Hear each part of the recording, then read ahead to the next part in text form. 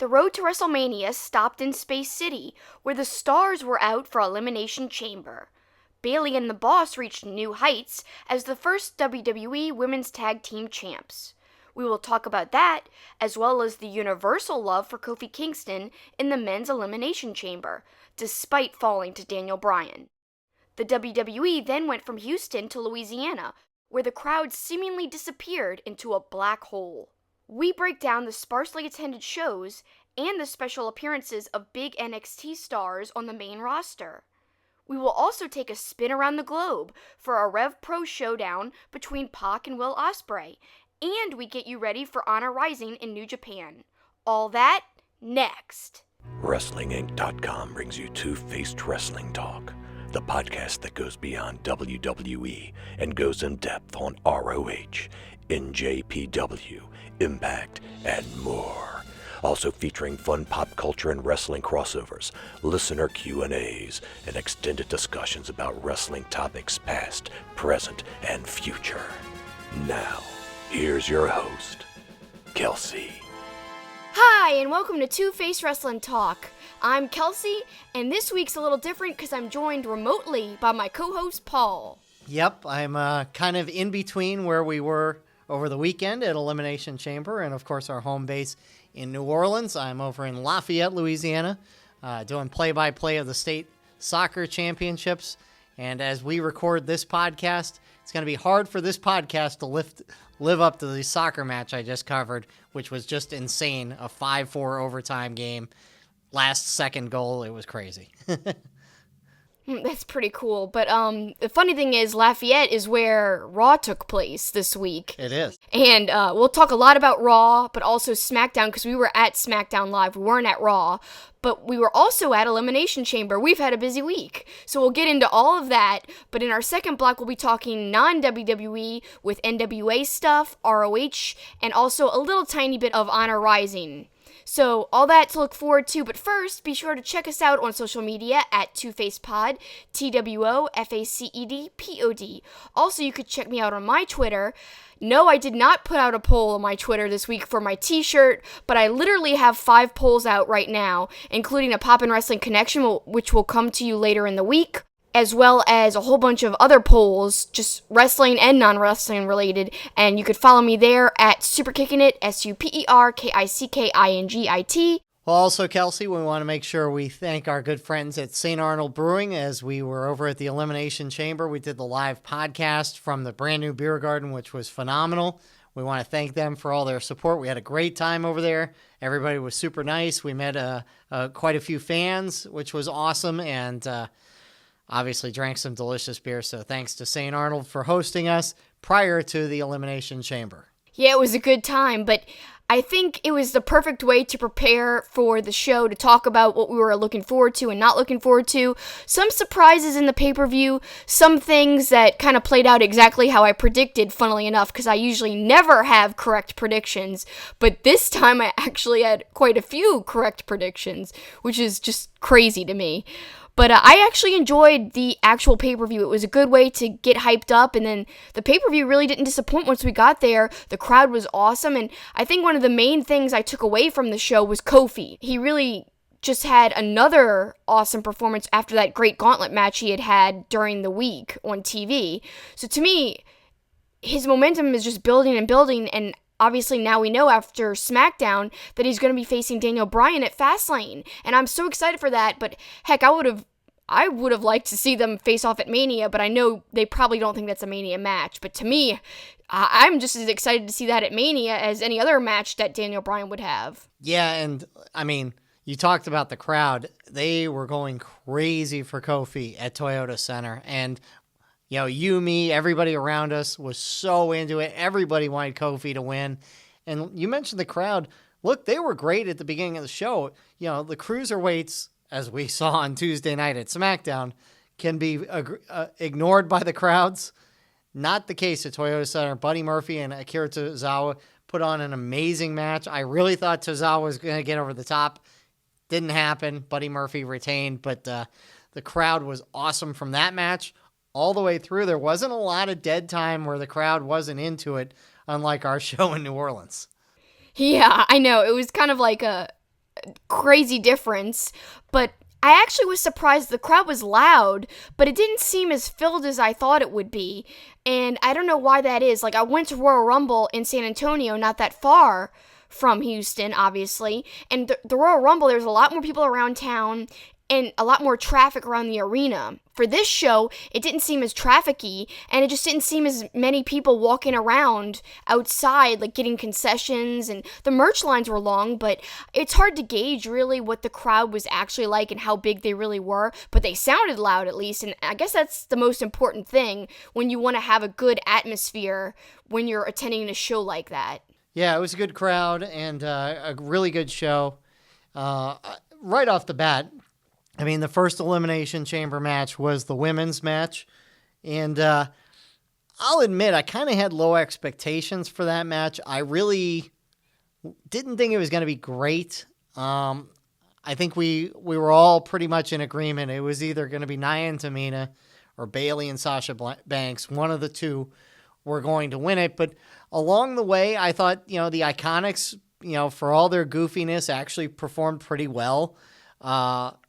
Mandy Rose and Sonya Deville, I thought were really good, and obviously they had a couple near falls at the end when it was down to them and Sasha and Bayley, so I thought they handled all that well. I thought Bayley and Banks deserved to win the first titles. They don't beat Nia and Tamina, so that sets up a good WrestleMania match.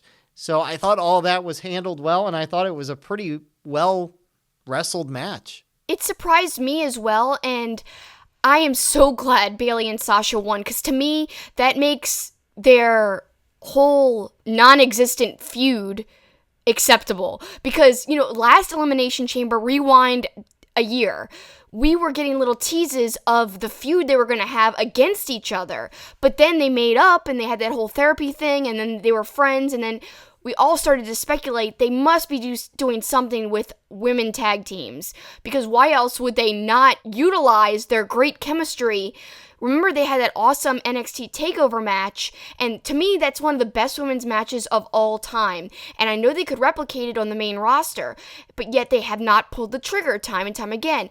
This pay-per-view had them winning, and to me, it was the payoff we needed to make it acceptable that they never have done that feud. I'm not saying that they're never going to do it, but at least now we have them having a feel-good moment, and I think it's going to be great going forward for WrestleMania, because they're obviously going to probably have an awesome match there, because you could argue, no, they shouldn't have won at Elimination Chamber. They should have had their feel-good moment at WrestleMania. But me, I wanted them to be in the history books as the first women tag team, and I say first in quotes because as we talked about in our pre-show before the Elimination Chamber, there was actually other women tag champs before, but you know how WWE likes to rewrite things. So I'm just glad that Sasha and Bayley are the first champs in this whole rewriting of things.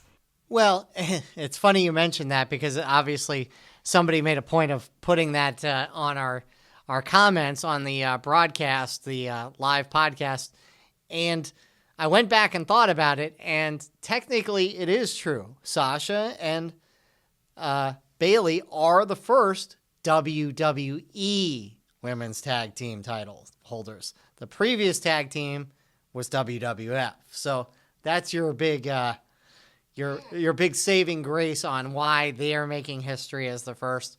But really glad for them. I was a little surprised, as I know you were, in the SmackDown Tag Team Championship match, because I going into it, I would have thought the Usos were going to win it, but then the whole legal issue, the confrontation with the police, I thought, well, maybe they're gonna put it on Miz and Shane and keep them with it, maybe only until Tuesday on SmackDown. But sure enough, the Usos won it. I know you were surprised. I was very surprised. In fact, I was so confident with my choice of Miz and Shane retaining because of the whole controversy with the police and the Usos. So, I think it's odd that they let them win it, because WWE makes a big deal about some scandals, but not a big deal about others. And this is not the first time. It's his third arrest in not that long of a period of time. I know they're one of the best tag teams in WWE. I just find it odd that WWE didn't, partially suspend them, and they've done that for lesser things for other people. Like, if there's any kind of substance stuff that to me is not that serious, certain substances aren't that serious, they'll suspend somebody. I don't know. It's all very odd, but I guess overall it was a great match. Well, and one other thing, Kelsi, that I want to bring up during that Usos match, and I thought it was really interesting, there were a few people around us, and I think in other parts of the arena, chanting AEW, which I thought was kind of interesting. Obviously, we've talked about it in the past, an Usos versus Young Bucks match somewhere down the road. If the Usos were to leave WWE, of course, there's the crazy rumor that the Usos are trying to force their way out of WWE, and that's why they're getting in trouble with the law and all that. That's all ridiculous. There's better ways to break your contract than getting in trouble with the law. In fact, there's better ways to get in trouble and still not get your contract terminated, as we saw this week with the whole speculation and controversy involving Corey Graves and Carmella. And I do want to circle back to that because the beginning of the show, you noticed it right away. Corey Graves' music not played at the beginning of the show. They just kind of snuck them out down the side. Yeah, obviously they didn't want to call any extra attention to Corey Graves and get any extra boos, so they didn't have any music of any announcers. They just kind of, like you said, subtly snuck them in, and people still booed Corey, though, when they saw him. And then we noticed some production people kind of coming up to him and almost hugging him, like they felt bad for him. We were really kind of paying close attention to what he was doing and how he was interacting with people around him. And of course, funnily enough, the first woman who came out for the Women's Elimination Chamber was Carmella. Awkward! It was a little weird, and people did boo Carmella, but I think it was a little more subtle than I thought it would be. I thought it would be raining down boos. But, again, not everybody reads online. However, we talked about this in our pre-show, it's gotten picked up. It had gotten picked up from the mainstream media. So to me, I think a lot of people saw it even more so than just people reading wrestling sites. People reading, like, what news site reported it that you said? New York Post, which they're big on scandalous news as it is. But, yeah, they picked it up. And you mentioned Carmella being out there first, and the crowd was actually not huge numbers, much like the AEW chant, but there were people chanting Corey Graves' name while Carmella was in there. So, certainly an awkward situation. Now, we didn't see that as much at Smackdown on Tuesday, and they did play Corey Graves' entrance music when they took the ring on Tuesday, and a few people reacted. But like you said, it's almost like not everybody knows about it unless you're kind of in the wrestling community. Yeah, I mean, there's been other reports, too, like, nobody knows really what the situation was. There was reports that they might have been separated before. However, I don't know what to really believe. There's always two sides to every story. However, I am surprised at SmackDown that they only played his music. It's not like they played his music and other people's music, too. It was just Corey Graves' music, and I was like, wow, this is gutsy right here. So that was a weird observation there. But going onwards with the Elimination Chamber, I really did like this whole pay-per-view. And circling back how you said that they were actually loud for the cruiserweights, I really enjoyed that match, and even though it was the pre-show, there was still people reacting, like you said, and that kind of made it even better. I was surprised that Buddy Murphy retained in a way, even though that was my pick. Like, somebody's got to beat him eventually. I thought maybe Tozawa would be a good person. However, I did officially pick Buddy Murphy to retain because I just thought he's been so dominant. But man, it's been a long title reign for him so far. Yeah, and to me, the obvious choice would be Cedric Alexander. Cedric's probably your biggest name guy on that division, most recognizable. So I would think Cedric versus Buddy at WrestleMania probably is going to be the case. We don't know when Kushida is coming aboard. Obviously, he would be a factor, you would think, as well. Well, we were speculating and hoping that Kushida doesn't go to 205 Live. And I'm not bashing anybody from 205 Live. Great wrestlers, in fact, some of the best wrestling happening in WWE right now. But you got to admit, not many eyes are on 205 Live. Definitely not as many eyes that are on NXT and that are on Raw and SmackDown, of course. I don't think Kushida's going to go up to Raw or SmackDown right away. However, I think he'd be really good and do very well in NXT, and that's what I'm hoping for. Again, not to bash 205 Live at all. I just think the best place for him to get over and to start off is in NXT. I would agree with you, and we'll see where he goes. Finn Balor, you talked about all your right predictions. I predicted that Finn Balor would pin Lio Rush and win the Intercontinental title. And, you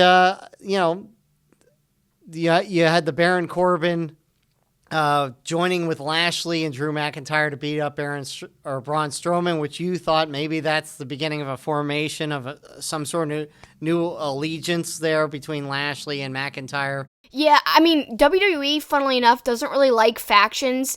I think Vince is not really fond of them, and that's actually funny because DX is now being inducted into the Hall of Fame this year, we just found out, and they're one of the best-known factions of all time and the most popular factions of all time. However, since then, there's not been that many. I mean, even Sanity's not really doing well as a faction on the main roster, and that's a shame because they were an amazing faction. But I think when we saw Baron, Lashley, and McIntyre pose, that was kind of the signaling of it could be a faction, which surprised me, but that might be intriguing. However, that was probably my least favorite match of the whole show, and I don't know, do you really want to hurt Braun that way? I know it took a lot of force, and it took a lot of things to overcome him, so in a way, he still looks kind of strong. He's not really hurt that much by it.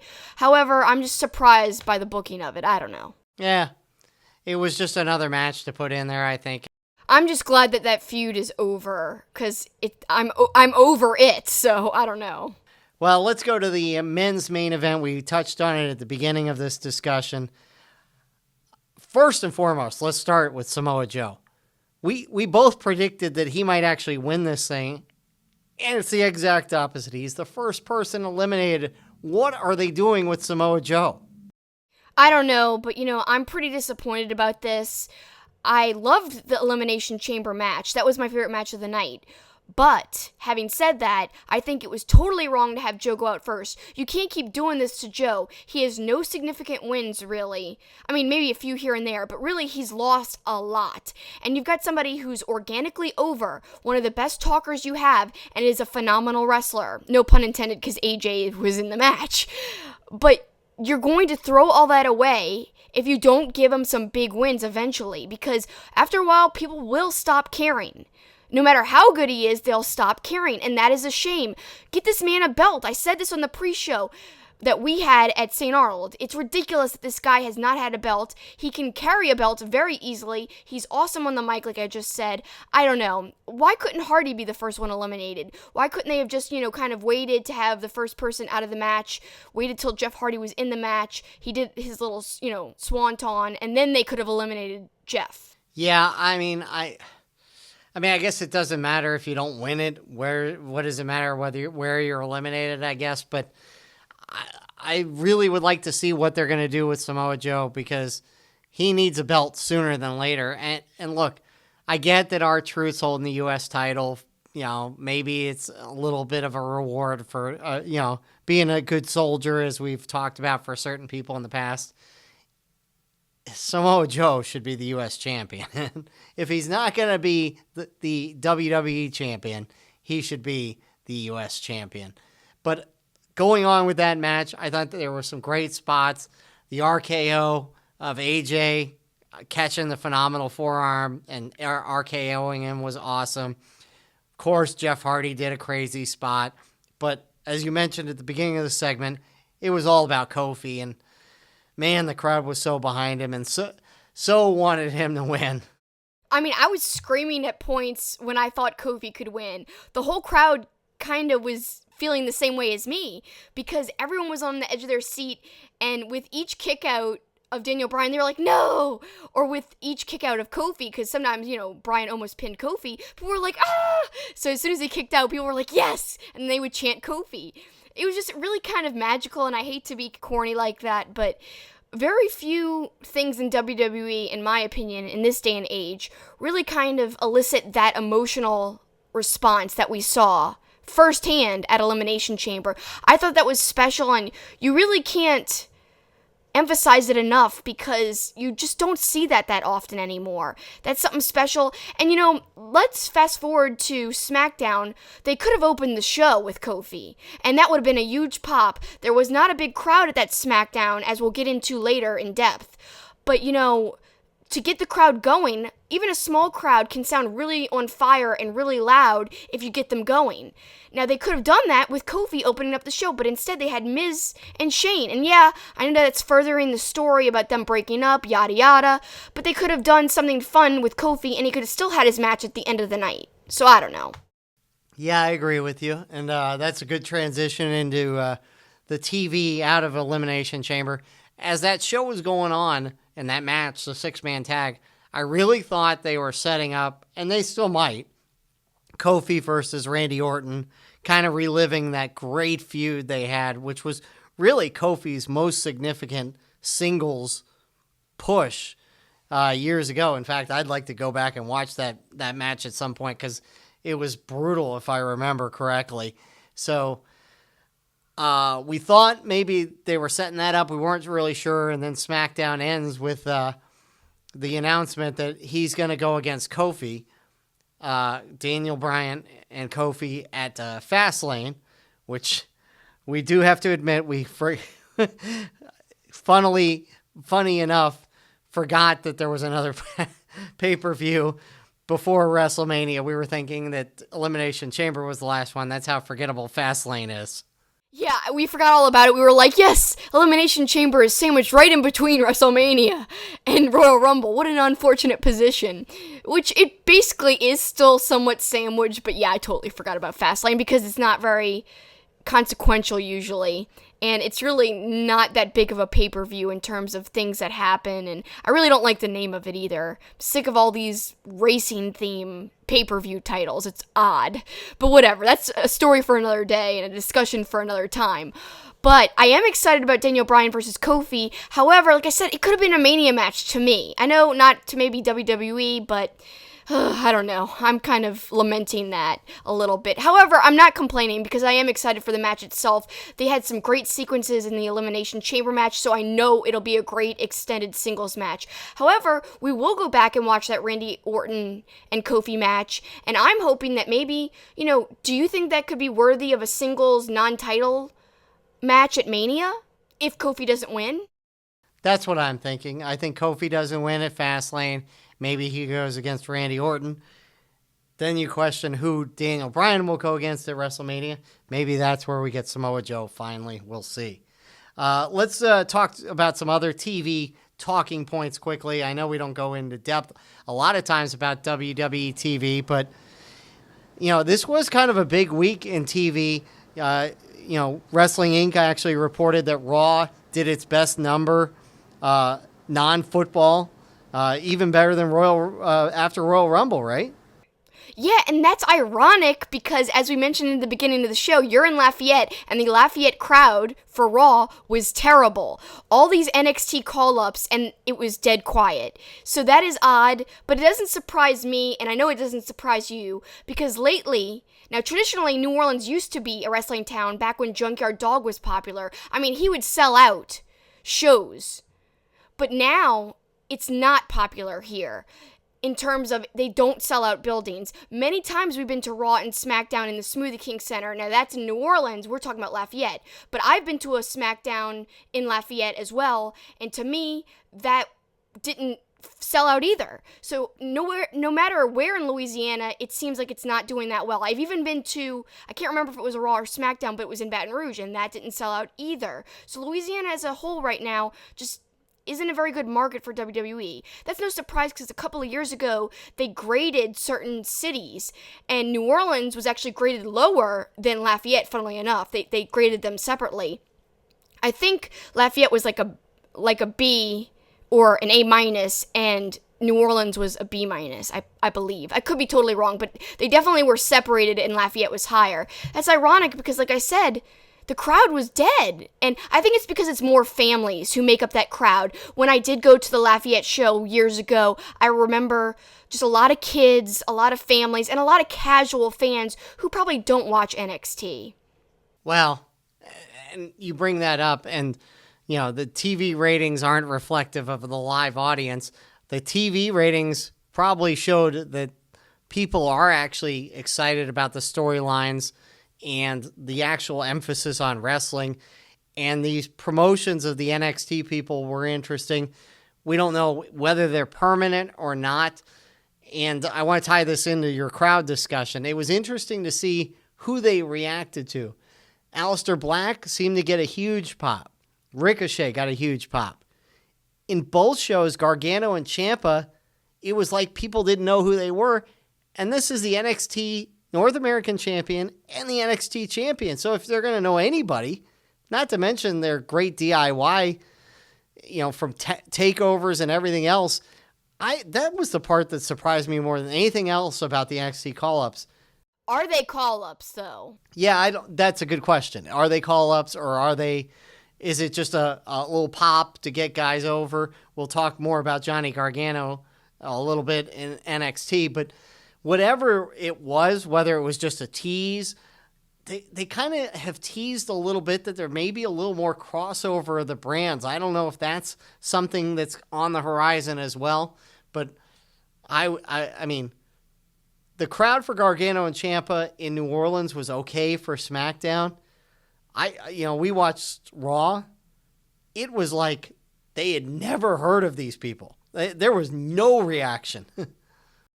It's very strange and unfortunate because it really paints the city, and the state, in a bad light in terms of being a good wrestling crowd. We don't want that reputation. I want Mania to come back here again. And let's address that because actually, this is a great Mania town. People were saying they shouldn't come back to New Orleans, and why are they getting WrestleManias 2 times in less than 4 years? Well, that's because people travel from all over the world to come to WrestleMania, no matter where it is. But New Orleans is a great host city for any big event, not just wrestling, but especially wrestling because there's so many things separated by different venues. So the thing about New Orleans, it's such a small city, unlike a lot of other cities, where you don't have to drive very far or walk very far or Uber very far, if you're taking an Uber or a Lyft, to get to the other arena or the other stadium or the other location for an event. Everything is somewhat close together, and that's why people love coming here, plus the good food, the great drinks, and the fun activities. So to me, it's the perfect WrestleMania town.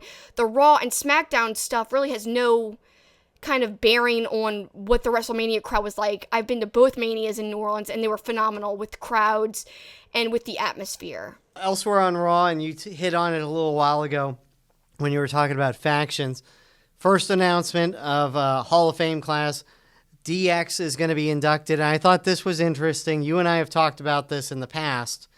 China deserves to be in, and this is sort of their way to get her in without just putting her in by herself, it seemed like.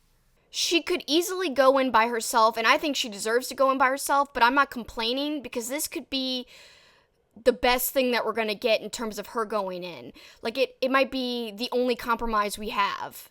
So that's okay. If that's the case, at least she's going in. And her name's getting tagged, on all the announcements. Apparently, I read that her mother is attending, and she's very happy about this induction. So all that, I'm very happy about it. She definitely deserves to be in there. And somebody like, Billy Gunn and X-Pac, I think it's good that they're all going in as a group.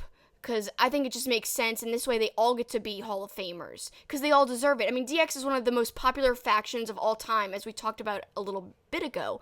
And they really influenced a lot of things, and I don't know, they're historical. Definitely deserve to be in there. Yeah, I agree. And I'm glad China's going to get in one way or the other. I'm happy for it. Let's switch gears and talk about NXT a little bit. Big match on NXT television this week, and this kind of wrap up our WWE first block here. Great match between the Velveteen Dream, Johnny Gargano, North American Championship, with Velveteen Dream getting the victory. Yes, and I had read this spoiler weeks ago, because this was taped quite a while ago after that Worlds Collide tournament, because that's how he got the title shot. So Yeah, it was taped quite a bit ago, which sucks because spoilers are always out there no matter how you try to avoid them. I wasn't looking for it. It just popped up, and I wouldn't have known to avoid it because it wasn't like a normal taping that was releasing that week or anything. It was weeks away from airing even. So that's unfortunate, and I'm sure a lot of people have the same experience as me. However, having said that, the match, it didn't matter that I knew who won. The match was great. I loved it. And Velveteen Dream is somebody who I think can go really, really far. Even one day, eventually, on the main roster when he inevitably gets called up. I think he is so charismatic. And yes, we've talked about my personal gripe with him is that he sells a little too much. And I almost think it's even more absurd than Dolph Ziggler's selling. I like Dolph Ziggler a lot. I think he's one of the best wrestlers that WWE has today. He's a great technical wrestler. But sometimes Dolph oversells, and Velveteen Dream is even more extreme than that, almost to an absurd level. We've seen it in some of his past matches. Also, has Johnny Gargano ever had a bad match? I mean, geez, Pete's. This guy always pulls out all the stops, and he delivers great matches. I just love him. All right. If you're watching or listening and you're wondering what G's and Pete's is, this is a New Orleans phrase. No, it's not. Yes, it is. It is not a New Orleans phrase. Yes, it is. I heard this phrase about 5 years ago on the golf course. Somebody said it. And I'm like, what is that? And it is totally a New Orleans phrase. So Kelsi's little New Orleans roots coming out there. So what's the normal phrase that would substitute for that? Most people just leave it at G's. Like G's. Well, I don't know. G's and Pete's just seems so right. I don't know who G's or Pete's are, but regardless. No, the match was great, and Johnny Gargano was great.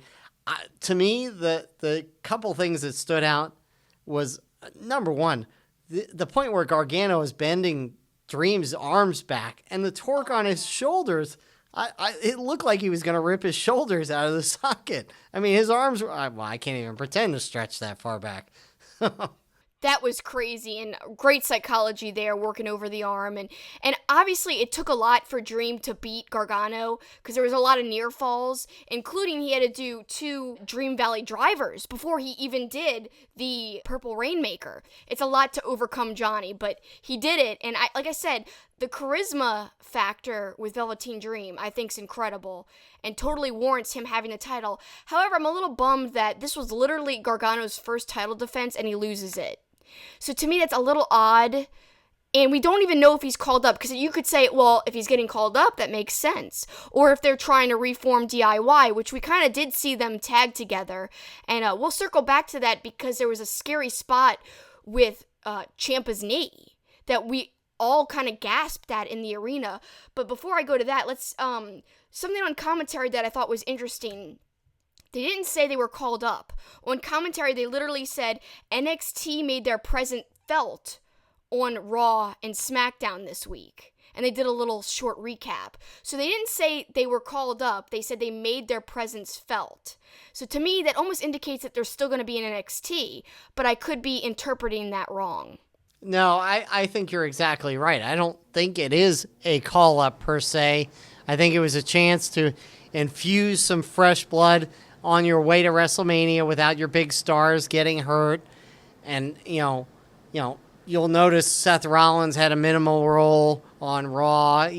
I think part of it is protecting the stars, especially with the people that aren't around right now. And, I think it was a chance to expose people a little bit to the NXT brand if they're not watching NXT. So I thought that was all great. And, you mentioned the Ciampa spot. When it happened in the arena, I thought it looked awkward. Then we had people asking us, was it serious? I don't know if it was a work. All I know is Ciampa was off camera, laying on the floor, flexing his knee. And he wasn't doing it for the cameras. He was, you could tell he was out of camera view. So that was the part that concerned me on that spot. I'm sure he just kind of twisted it or moved it weird. I mean, obviously he landed on it funny. So obviously it's a little hurt, but it could just be sore, and it could have just felt very odd, because, it's still kind of not, I'm sure, like it used to be before the injury. But he kind of limped off, but again, it could be selling. I really don't know. It's hard to speculate. Yeah, well, it's one of those things when you've had a knee injury like that, I'm sure you're a little gun shy, like, okay, did I just do something bad to my knee? I just did all this recuperation and fought my way back. I'm the NXT champ, and did I just do something? So yeah, and it could have just been like a sharp pain, because just soreness for a second. It's hard to tell the difference between a real injury sometimes and just something that you tweaked. That's temporary, that's not a big deal. But I'm sure he got in like an MRI or something when he went back. Yeah. But to go back to what we were saying and talking about NXT as well, the crowd reaction on those main stages for those guys, and then watching that NXT match against Velveteen Dream when the crowd was insane for Gargano. I don't know what the problem is. I don't know. Are that many people not subscribing to the WWE network that they don't know who Gargano and Ciampa are? Because in my mind, when those guys came out, more so than Ricochet and Aleister Black, even though those are two of my favorites, Ricochet may be one of my favorite wrestlers in the entire business right now. But Gargano and Ciampa, for what they've done, for the crowd to not react is a little disconcerting. Like, how do people not know who they are? And how are they not excited? I mean, if I had been at that Raw show and Gargano and Ciampa came out, now granted it was all kind of announced, but if they had just come out, I would have been like, oh my God. I would have freaked out. I would have been really excited just like you. But, the crowds in Louisiana, like I said, it wasn't a massive crowd, and I think it was made up of a lot of casual fans. So we saw the ratings. When people found out that NXT guys were on the show, the ratings went up. So I think people are subscribed to the network, and I think they are watching NXT, just not the Louisiana crowd. So to me, it makes sense from what I've observed already at local shows and such. But, let's one more time before we wrap up this WWE discussion, just talk about the arena setup that no one else got to see but us. So on the camera side, the side that the camera was on, that you can't see when you're viewing at home, there was a big tarped off section. Now, WWE didn't make those seats available, obviously, and they did that because they usually don't sell out the Smoothie King Center in New Orleans, and so they decided to save money and section off the seats, not make them available because they weren't going to sell them anyway, and that way they could fill up the side that the camera was shooting with more people. So I think that was a wise move, business-wise, for them, because they don't sell out here. They know that. They've been here many times. But, boy, when I walked in and saw that, it was a shock, because I've been to many Raws and Smackdowns in that arena, and I've never seen them section off that much of the lower level. That's the thing. I've seen them section off the upper tier level, but not the lower bowl level. And it was just a lot of seats sectioned off. But again, it's not really anything against WWE and their business, because I actually think the product's getting better right now, leading to WrestleMania. I think it's more of an indication of New Orleans and of Louisiana as a wrestling town, especially for TV shows. Yeah, I agree. I mean, it was jarring to me because it was funny. I bought our tickets that morning, and I went to buy the $30 tickets, and they were like, there's only one pair left. Otherwise, it's just singles. I'm like, oh my gosh, what is this show nearly? Then they told me there was only a couple floor seats. We ended up with the next tier level of seats, whatever. I'm like, oh my God, this is going to be a big crowd. This is what's going on. And then we walk into the building. Look, they've had portions of the upper deck curtained off in the past. They've never had for every show I've been to in New Orleans, every section curtained off in the upper level. And then basically from the stage to basically what would be the corner of the stands curtained off on the camera side. That was pretty crazy. So it was disappointing. Look, I've said it before. I want WWE to keep coming to New Orleans selfishly, but I would question why they do if they're only going to draw 4,000 or 5,000 people. It's just not Chicago or New York or LA. I mean, it is what it is, but I'm glad they have come here for Mania, and I can handle losing TV if they decide not to come back, even though I know they will.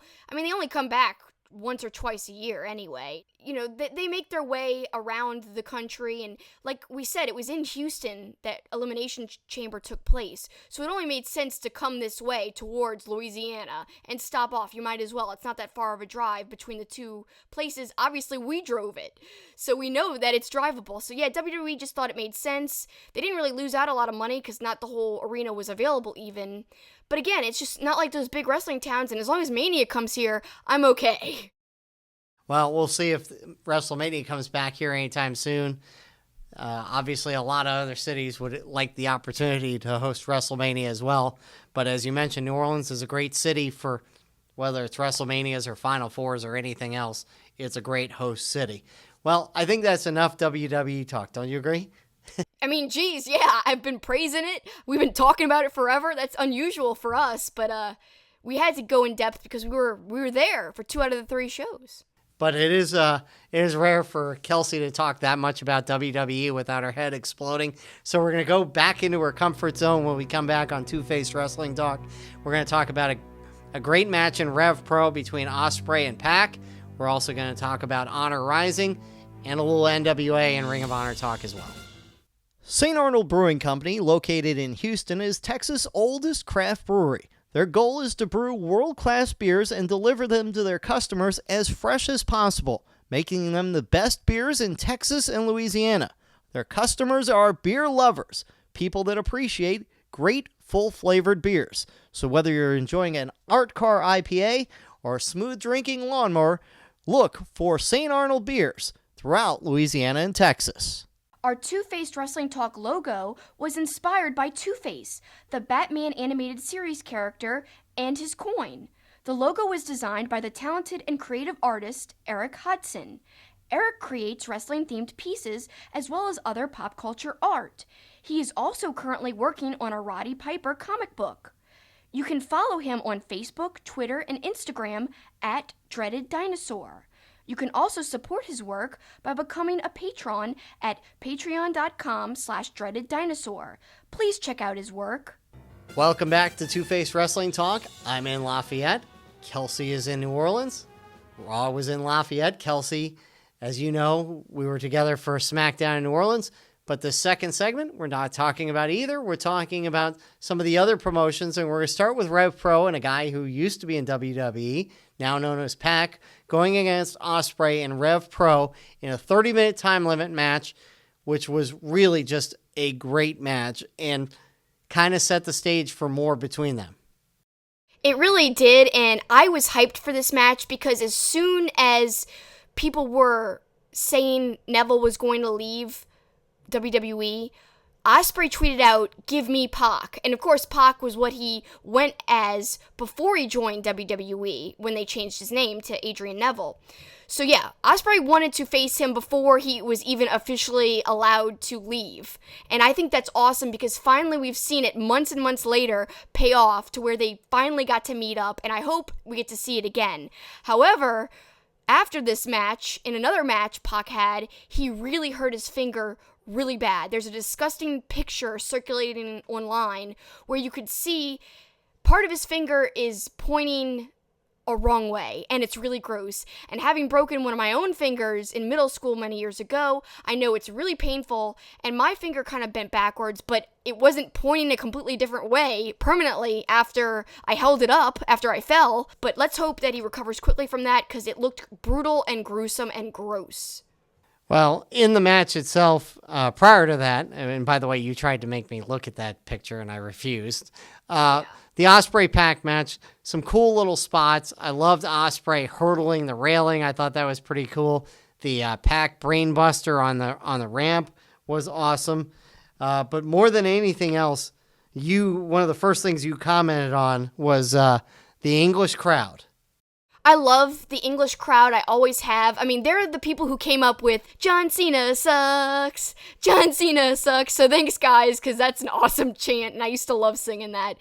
Originated from them. Got to give them props. Every time WWE had a show there, I always loved hearing the crowd because they would come up with the most unique stuff. Like when TakeOver was there, oh my God, that's one of my favorite takeovers. The crowd was on fire, and back when I liked Enzo and Big Cass, they really gave them a great welcome and had this awesome chant for them. It was just great.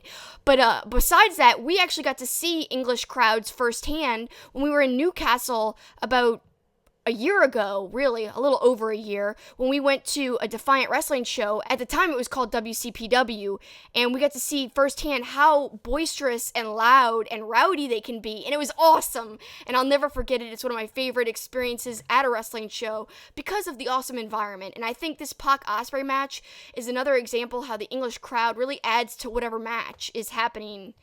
Well, and the other part of this is you talk about a lot the small little touches in wrestling. Ospreay doing tributes throughout the match to other wrestlers, Okada, Skrull, Ricochet, AJ Styles. That was awesome. Yeah, it's all about little moments in a match to me. I think that kind of elevates the match always. It takes a good match to a great match when you have little touches like that sprinkled throughout. And those moves that he paid tribute to, those wrestlers he paid tribute to, I think was really kind of a neat thing.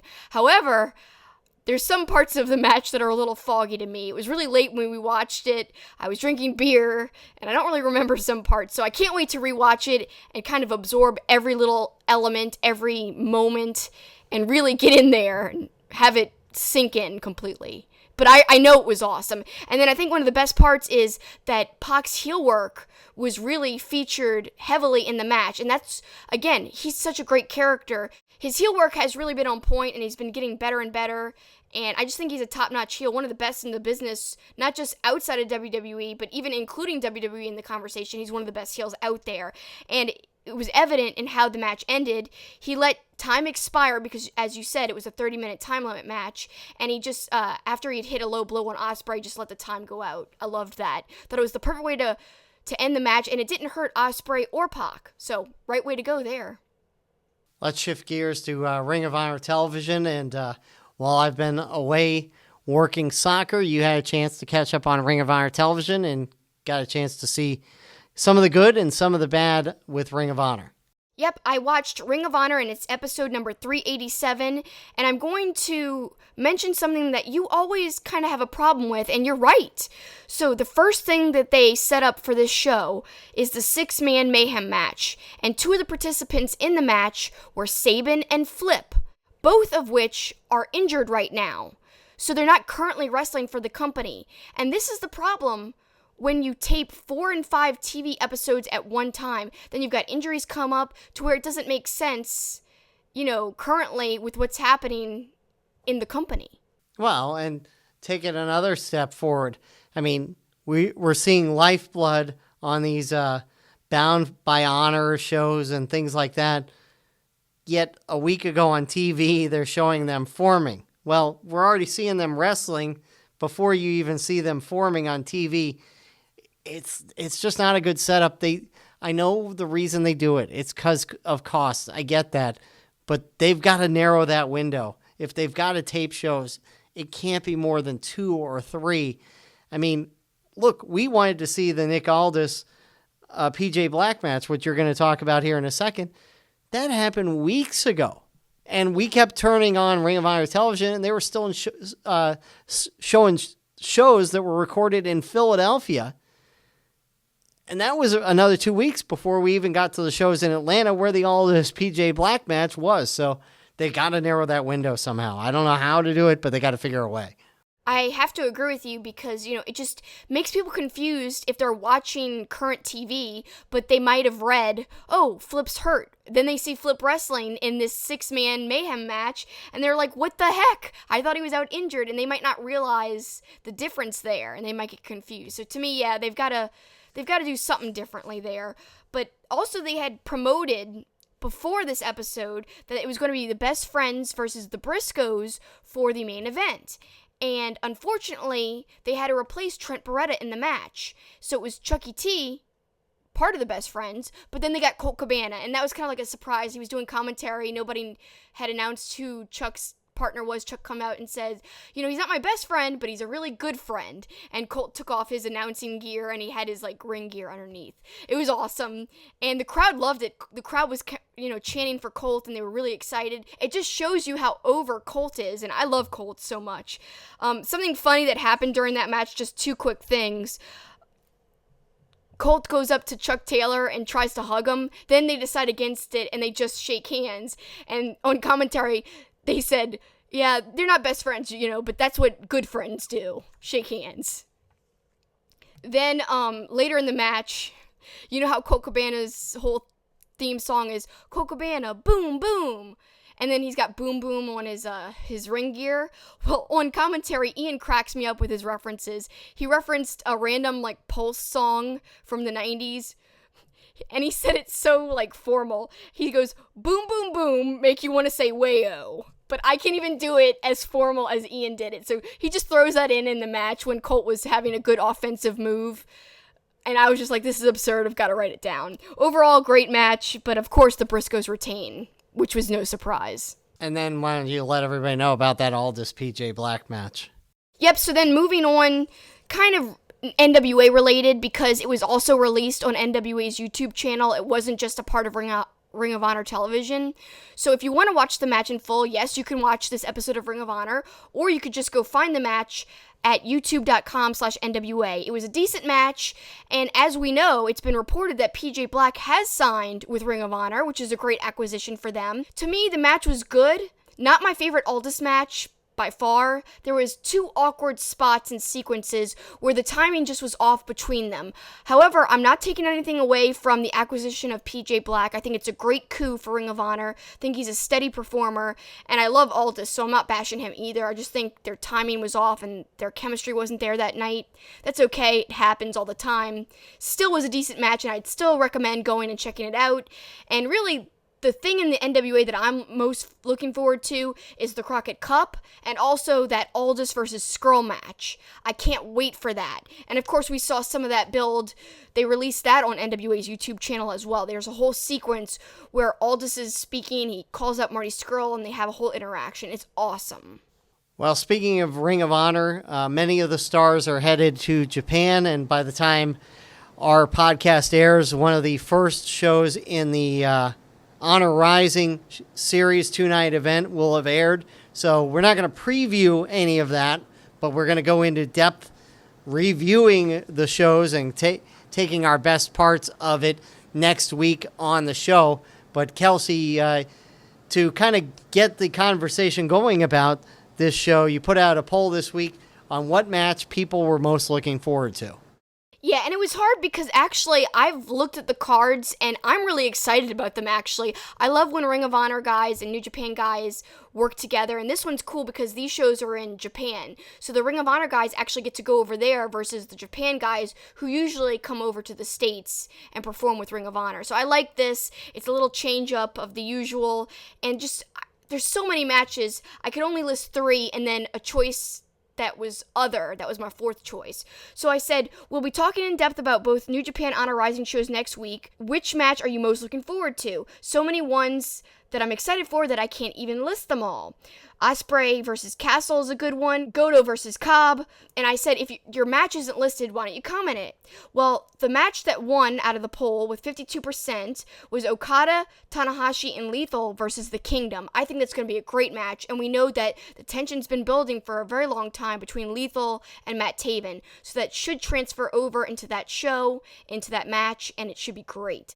The second winner in the poll for what people are looking forward to most is God versus Sonata and Evil. And that should be a great match. Of course, it's kind of a standard tag match for Japan. They've faced each other before, but 2 great teams, you can't go wrong there. And then finally, I don't know why this one didn't get more love, but 18% in the vote, Briscoes versus Finjuice. I think this match is going to be awesome, and I don't care what anyone says. It's one of the matches I'm most looking forward to because I love the Briscoes, and I'm kind of a fan of Finjuice right now, I gotta say. But there were some other people who said other answers too, but what matches are you looking forward to, Paul? Hey, I'm with our fans. I think the six-man tag is going to be the best match entertainment-wise of the show. I think the crowd seeing Okada and Tanahashi together and getting to see Jay Lethal, I think they'll be hot for that. To me, that's the one I'm looking forward to as well. But like you said, other great matches there. Yeah, at ZACSHI130 says, let's go night by night. Night 1, I'm looking forward to Ospreay versus Castle and Cobb versus Goto. I think Ospreay versus Castle is going to surprise people. And then night 2, he says Lethal versus Orion, which nobody else said. And he said, yeah, he agrees, Briscoes versus Finjuice. He's with me on that. Then we've got our good friend at Deej Kirkby. Night 1, Shota versus Zack Sabre Jr. Night 2, Marty Scurll versus Robbie Eagles. Good choices. We've got at NJPWUS, Dalton versus Will Ospreay. I'm really looking forward to that, as I said. And then at PCH Nilbog, I want to see the real ROH World Champ Matt Taven and the Kingdom beat the living hell out of those Melvins. Hopefully Jay Lethal will apologize to Taven for impersonating the world champion this whole time. That's funny. Then we've got our good friend Jen at Chetty. This was so hard to pick because 2 of my favorite teams are listed, but Finjuice has a chance for some ROH gold. There are so many good matches on those cards, it's impossible to pick just 1 or 2. They are going to be amazing nights of wrestling. I agree with her there, for sure. Then we've got at Be Better Gamer. An idea I've been thinking about is, wouldn't it be cool if some ROH wrestlers entered the New Japan Cup and announced it at this tour? To me, both Ring of Honor and New Japan wrestlers should want to face Jay White at MSG. Might be something you could talk about. I was like, yeah.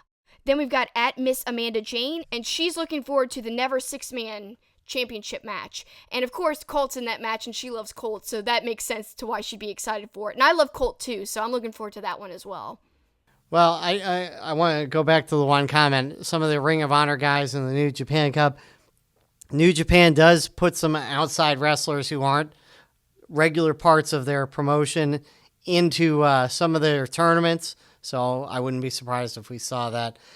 Regardless, a good weekend of wrestling coming up on the New Japan front as we get to shift gears and have a major discussion about New Japan next week. And next week I'll be back next to you on the set. Yep, can't wait. Should be a good show, and hopefully everyone enjoys the Honor Rising shows, because they probably happened already by the time everyone's listening or viewing. But I'm really looking forward to seeing them, and I look forward to seeing you guys again, too, next week. Thanks so much for watching. That's it for us. That's the finish.